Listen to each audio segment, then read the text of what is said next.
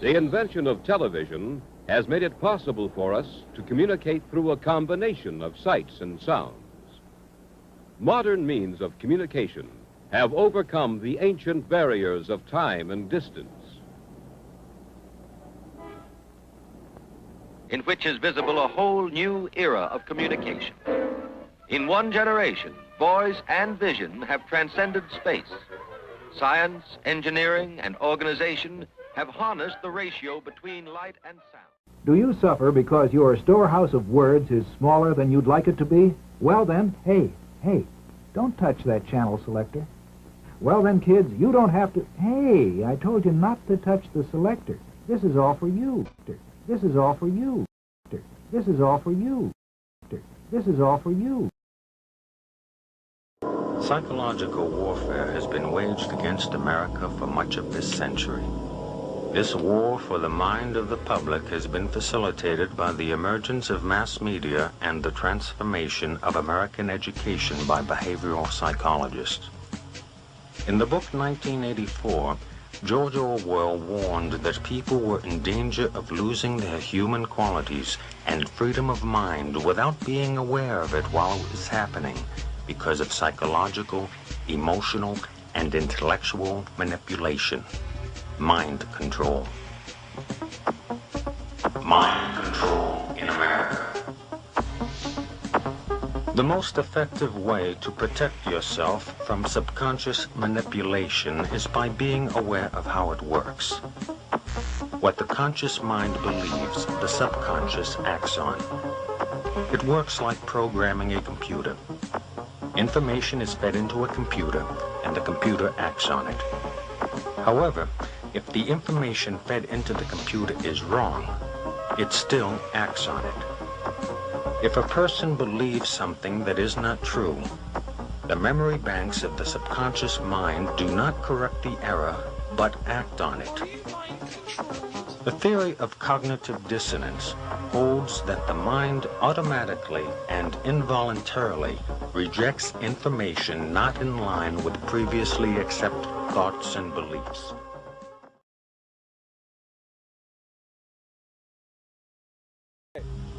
Watching television often produces an altered state of consciousness. Though not consciously perceived, the television screen, while appearing static, actually flickers. Any repeating light or sound pattern can lead you into an altered state. A hypnotist uses patterned speech by varying the pacing and inflection of his voice to induce this state of mind in his subject. It is in this state of mind where one is the most receptive to mental programming. Whether or not the information takes hold in the mind depends on two factors: trust in the source of the information and repetition of the message. Trust in the source of the information induces acceptance of the message as true, even if it is not understood. Repetition of the message embeds it in the subconscious so that acceptance of its truth and accuracy becomes a conditioned response. Thus, this information will be accepted as true without thinking about it whenever it is presented again. Get ready to read all these words on this page without making a mistake. Look at the letter at the end and remember the sound it makes. Get ready. Kite. Yes, kite. Get ready to read this word the fast way. Get ready. Kid. Yes, kid. Sound it out. Get ready. Kid. Sound it out. Get ready. Kid. What word? Kid. Yes, kid. Boys and girls, sound this word out. Get ready. Seal. What word? Seal. Yes, steal. Read these words the fast way. Get ready. Play. Yes, playing. Get ready. Must. Yes, must. Let's read these words the fast way without making a mistake. Get ready. Kite. Yes, kite. Get ready. Kit. Yes, kit. Get ready. Seal. Yes, steal. Get ready. Play. Yes, playing. Get ready. Must. Yes, must. Boys and girls, get ready. Kite. Yes, kite. Get ready. Kit. Yes, kit. Get ready. Seal. Yes, steal. Get ready. Play. Yes, playing. Get ready. Must. Yes, must. Boys and girls, pick your reader up. Americans are asking, why do they hate us? They hate what they see right here in this chamber, a democratically elected government.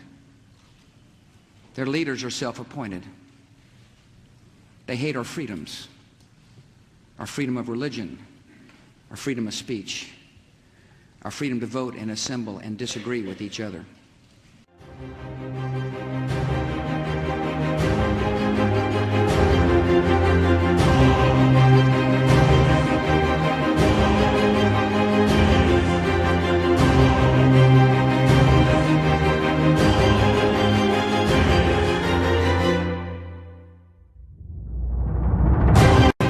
Every nation in every region now has a decision to make. Either you are with us or you are with the terrorists. Either you're with us, either you love freedom and with nations which embrace freedom, or you're with the enemy. There's no in between. You're either with us or you're with the enemy. That's clear. I will continue to make that clear.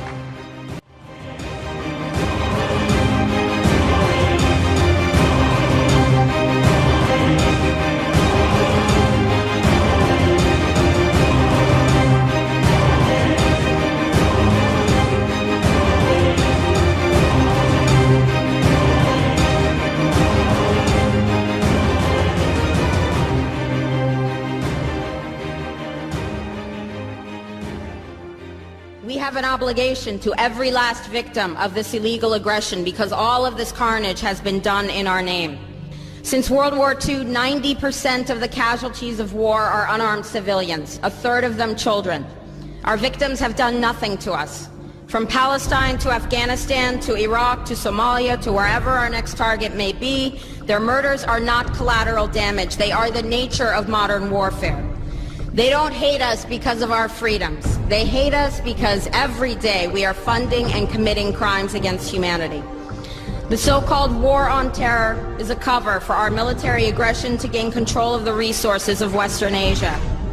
This is sending the poor of this country to kill the poor of those Muslim countries. This is trading blood for oil. This is genocide, and to most of the world, we are the terrorists. In these times, remaining silent on our responsibility to the world and its future is criminal. And in light of our complicity in the supreme crimes against humanity in Iraq and Afghanistan and ongoing violations of the UN Charter and international law, how dare any American criticize the actions of legitimate resistance to illegal occupation? Our so-called enemies in Afghanistan, Iraq, Palestine, our other colonies around the world, and our inner cities here at home are struggling against the oppressive hand of empire, demanding respect for their humanity. They are labeled insurgents or terrorists for resisting rape and pillage by the white establishment, but they are our brothers and sisters in the struggle for justice. The civilians at the other end of our weapons don't have a choice, but American soldiers have choices. And while there may have been some doubt 5 years ago, today we know the truth. Our soldiers don't sacrifice for duty, honor, country. They sacrifice for Kellogg, Brown, and Root. They don't fight for America, they fight for their lives and their buddies beside them because we put them in a war zone. They're not defending our freedoms. They're laying the foundation for 14 permanent military bases to defend the freedoms of ExxonMobil and British Petroleum. They're not establishing democracy. They're establishing the basis for an economic occupation to continue after the military occupation has ended. Iraqi society today, thanks to American help, is defined by house raids, death squads, checkpoints, detentions, curfews, blood in the streets, and constant violence.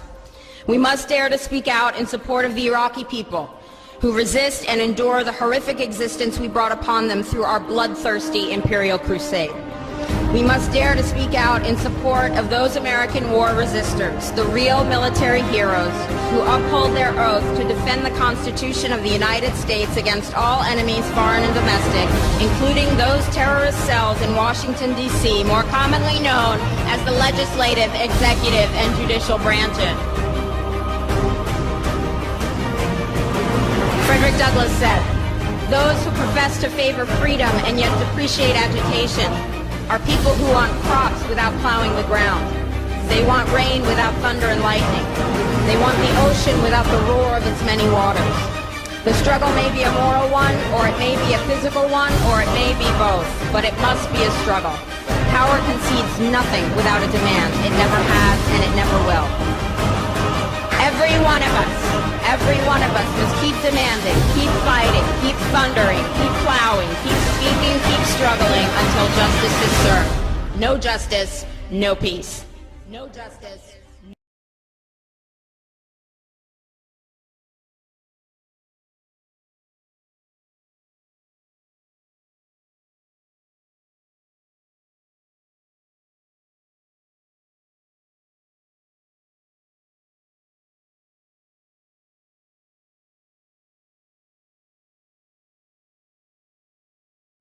Now, I also mentioned, too, that a fellow that has been in touch with me for an awful long time, his brother was in the CIA, or is in the CIA.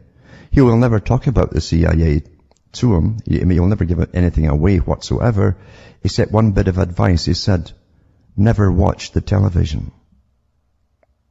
Never watch the television. It's the greatest scientific indoctrination tool ever devised. Haven't you figured that out? It's changed the whole culture of nations, not just one nation. Why do you think it was mandatory that everybody in Britain give access to televisions by the government? Why do you think China is under the same program to get everyone with a TV right now? Because they love to have you entertained. Do you really think that? And India is on the same route as well right now too. Most of your ideas and your opinions and how you emulate, because you emulate things, you mimic what you see. As Charles Galton, Darwin and others have said in the past. It becomes you, you become it. And that's what's happened. It's been very, very, very successful. Never watch the television. You can't watch a movie unless you do it critically. If you watch it critically, not there to enjoy it. Remember what they say, it's your emotions that get you on. And it's interwoven, all these emotional themes all through movies. You're played like a harp. And they embed ideas into you, along with the movies. And predictive programming too. So you'll accept that which is still to come. And you'll behave the same way as the characters in the movie when it comes. Oh well, what can you do? I'll just watch much music or television. Yeah. I'm here today to meet the woman of my dreams. I've been talking to this girl on the internet for a while. I've actually been trying to save some money to go see this woman. Did you talk to her online? I go to the library, believe it or not, to talk to this woman. I met her on MySpace, and she's a very beautiful woman. She's tall, skinny, she's redhead, very beautiful woman. Why don't we do it this way? Because you've never met her before. Never met her. Well, then I'm going to ask you to leave for a few moments, and we'll want to bring her out, let the audience meet her, and then we can both observe you two meeting, which will be nice. And let's bring him back now. Here's Brad. How you doing? So good to meet you. It's kind of nervous on national TV, I know, but like I wanted to ask, like maybe like you could be my girlfriend. Well, Brad, I have to tell you, I'm a man.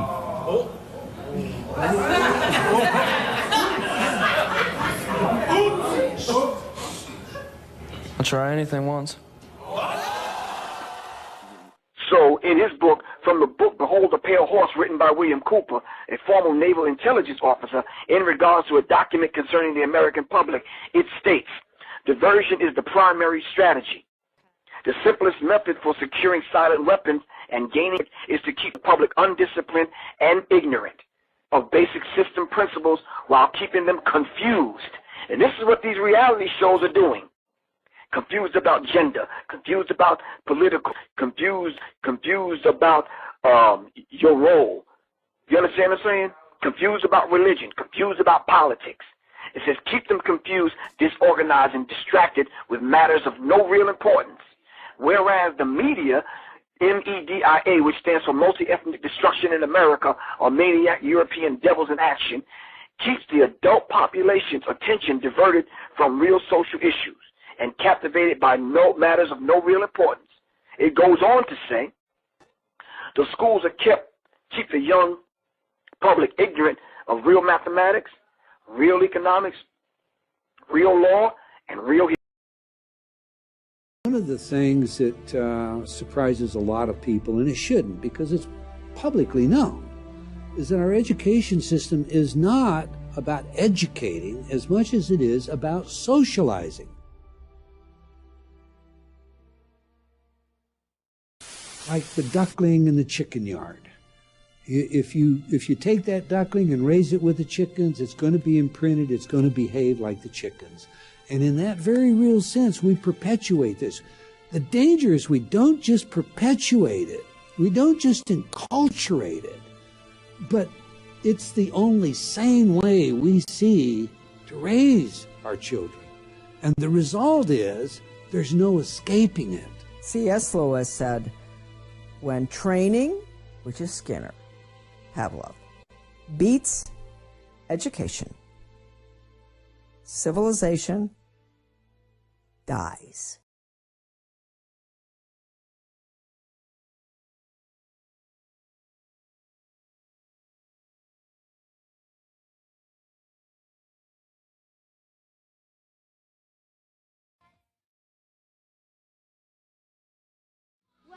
He always wears really cool outfits. He's always is always signing, and that's why we were doing this, so we could be like Hannah Montana. A document put out 20 years ago by Dr. John Coleman in the book, The Story of the Committee of 300, number 6, to encourage and eventually legalize the use of drugs and make pornography an art form. My question is, does life imitate art, or does art imitate life?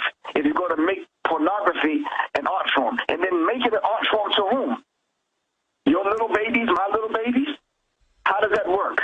It was like a nightmare. I was down in Galveston 2 weeks ago on a vacation, and the last day I was there, a convention of cheerleaders came, but it was little kids at a competition, and there were like 10-year-olds dressed like prostitutes everywhere.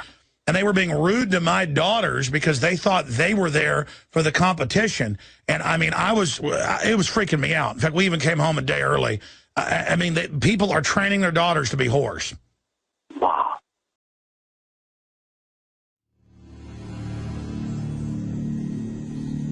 Although education has proven to be highly effective in controlling human behavior, more intensive research would need to be conducted away from the prying eyes of the public. The Tavistock Institute was set up by the British Empire to really study mind control and to scientifically drill down into human behavior and put in textbook form systems of basic control so that could be duplicated out to government and corporate entities. And Tavistock has been involved at every level of social engineering. The Tavistock Clinic was founded in 1920 and operated as part of the Psychological Warfare Division of the British military. It was initially a voluntary outpatient clinic for treatment and research and was made up of general physicians, neurologists, and psychiatrists to facilitate the treatment of neurosis and shell-shocked British soldiers returning home from World War I. Going through their own publications on Amazon, you can find that some of their books cost like $18,000, $20,000. And what that tells me is they don't want the average person to be anywhere near getting their hands on this book, because what it gives you inside those books is the teacher's edition, to use an abstraction, as opposed to the students sitting around the class not knowing what the answers to the questions are. There's a group of people who are being given the answers to all the questions about how we act, react, and how we've been understimulated with curiosity in order to make us more subordinative. Entertainment is kept below the 6th grade level. When you start hearing songs like Laffy Taffy and these kind of songs would hit your lower chakras and vibrate that negative energy, activating your pituitary gland, releasing those hormones. Now you got grown-ass men making songs for 12 and 13-year-olds. Teach, bro. I.e. Jay-Z. You understand what I'm saying? So the public is kept busy working, and the result is no time to think. And that's exactly what they produced. And they wrote about it inside of a book called the Tavistock Institute of Human Relations, Shaping the Moral, Spiritual, Cultural, Political, and Economic Decline of the United States by John Coleman. Now, John Coleman is the gentleman that wrote the Committee 300. And the Committee 300 is that organ that decide what the trends are going to be in the black community. So when you start seeing people wearing mohawks and tight pants and wearing 2 earrings and acting like women, that was manufactured and put among us. Teach, brother. Teach, brother. You understand what I'm saying? So we have to understand that. How they did it, they said they devised a system. And the aim of the 12, a tonal system that they devised jointly by British intelligence operatives from Tavistock University or Tavistock Institute in England. They put these 12 tones among us, all right, and created this thing, punk rock and this other uncontrollable music. Look up Operation Paperclip and it'll tell you all about it. But Adorno was a system of music that could program the mass music culture capable of eroding the morals of its listeners until they decline to a point where they will totally be degraded by it. And that's what's going on today. The music is bringing us down to an animalistic level, to the point where we don't even care about the art form. We just want a paycheck. Yes, sir. So now it's cool for a Jim Jones to come out talking about nah, nah, nah, nah, nah, and grown folks go for it. You understand what I'm saying? It's cool for these cats to come out with songs talking about I'm stupid, you stupid, we stupid. Why does that appeal to grown men and grown women? Well, that's the thing. It's funny. You said all this stuff about rappers and stuff that I thought was pretty scary. And then it all started coming out in the news right after you said it about how it's a weird sex cult and the Illuminati. And now they're all bragging that's what they're in. Yeah, I think now they're trying to make it, how you call you say it so much it becomes less important. They're acclimating. They're just throwing it out there. It's a fad. Everybody needs to do this. Yeah, right. No, it's still dangerous and people are still losing their lives and losing their minds and ultimately losing their souls. I don't know why they're into this. Reportedly, Lady Gaga, it's been confirmed by multiple friends and managers. Someone has to sleep in the room with her, and she's tortured by demons. And thinks she's followed around by ghosts. Well, yeah, you're telling little girls to worship the devil. Bad stuff's going to happen to you. Exactly. So they're admitting these things. These things are out there. People are just not taking it serious. This is actual demon possession. And they're going through rituals in front of millions of people in front of our Tony Blair admitted that he falls to the ground every morning and is possessed by the angel of light. This is mainstream news. And he said, yeah, what's the big deal? And flops around on the ground. The devil's called the angel of light. I mean, you can't make this up. No, definitely can't.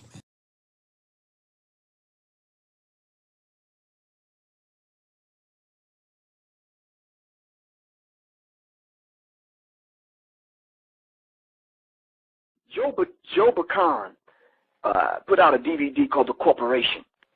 He said children as tomorrow's consumers represent a huge market today and therefore a fair game. You understand what I'm saying? So they are attacking the children using tones and frequencies.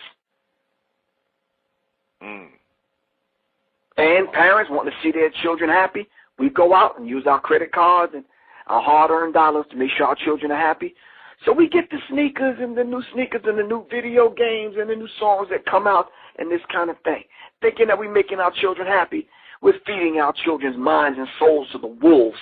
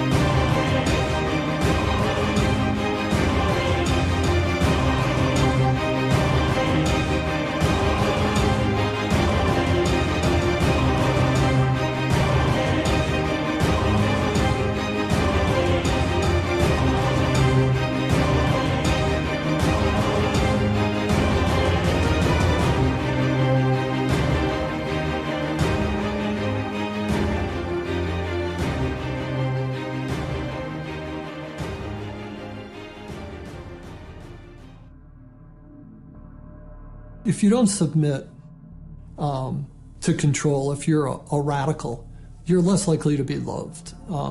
You're not fitting in with society. You're viewed as an outsider. There's a lot of social prohibitions about the outsider and the person who's going to upset things. From the time we're very young, we're taught to, worship authority basically because that's our key to survival as young children. But as adults, we never go through the rites of passage that tell us how to methodically think for ourselves, and thus we're always in a state of extended adolescence. Well, we take all this stuff, whether it's the television or it's the enculturation, the schoolyards, the teachers, we take this whole system, we put it into our unconscious mind. And it is the G-I-G-O that comes out, garbage in, garbage out. We simply, in that computer language, have harnessed our own power by accepting all these beliefs as though they are factual, whether it's the flat earth of Columbus, or it's the idea that I'm not good enough to be or to do something I've dreamed to do. To the degree that the individual loses a sense of what freedom really means for himself, mind control is working. This is the constant battle and the struggle. What does my freedom mean to me? What is it? How deep does it go? How far?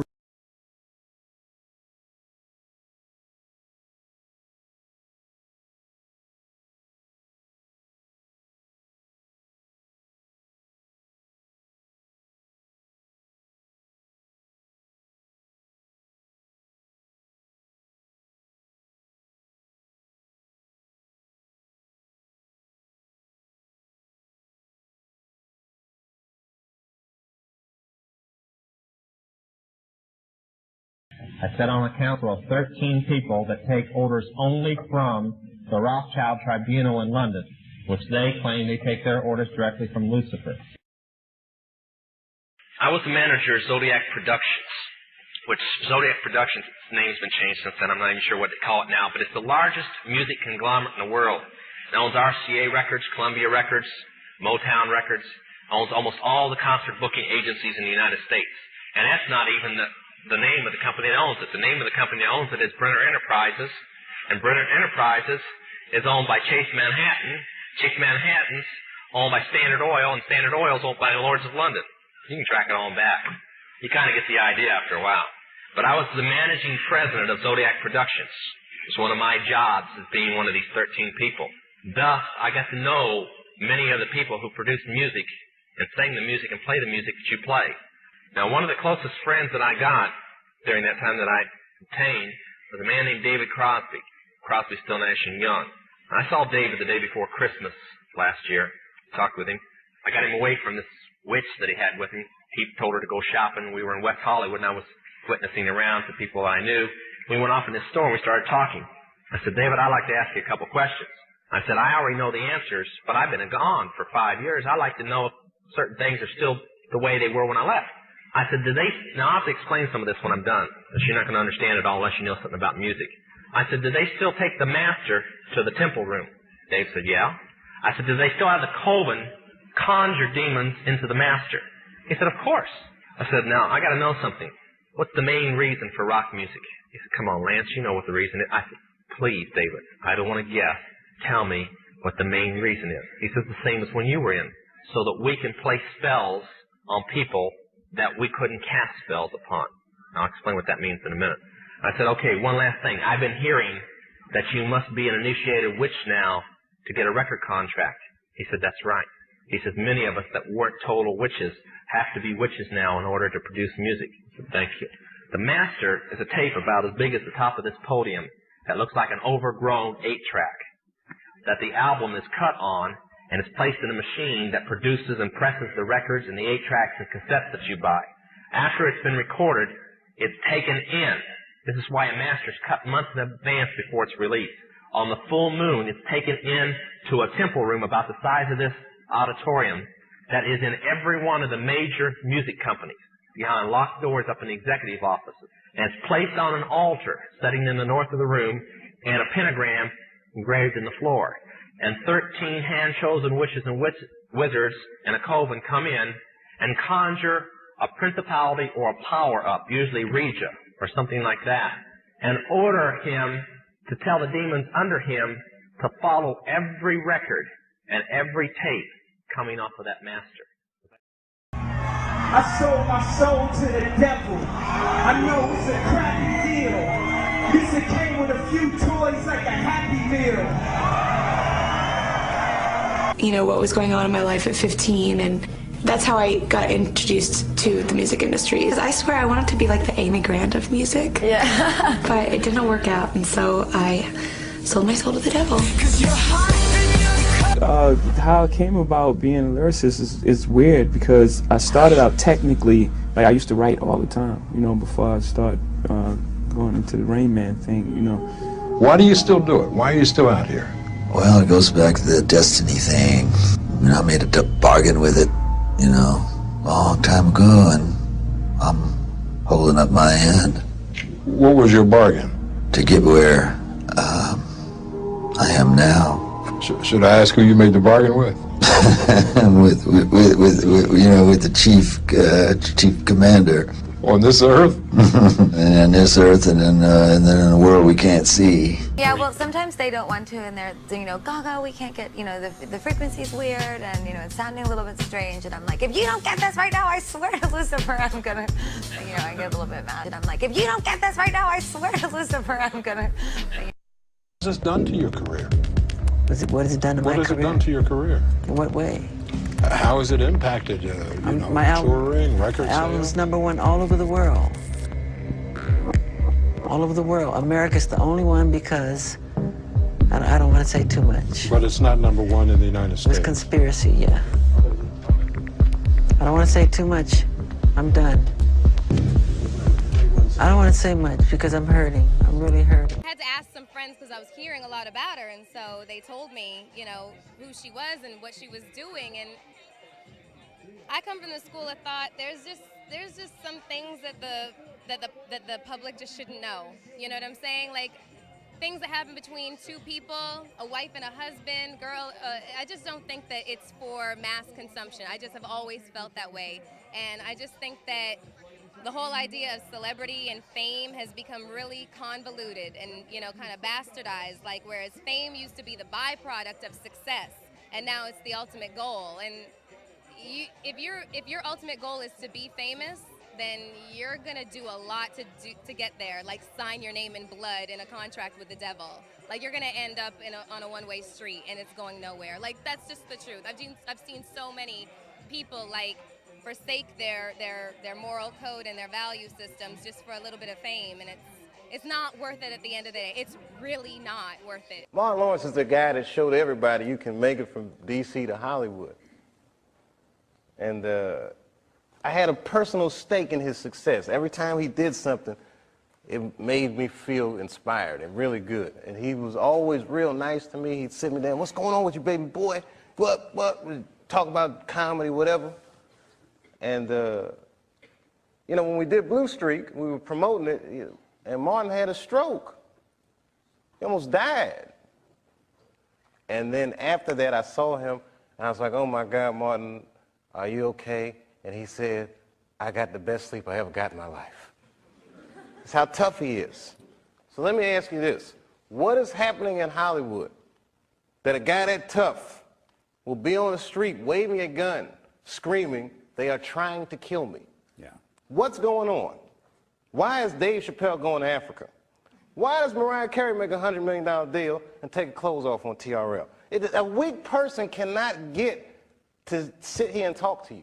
Ain't no weak people talking to you. So what is happening in Hollywood? Nobody knows. The worst thing to call somebody is crazy, is dismissive.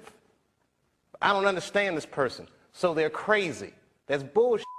These people are not crazy. They're strong people. Maybe the environment is a little sick.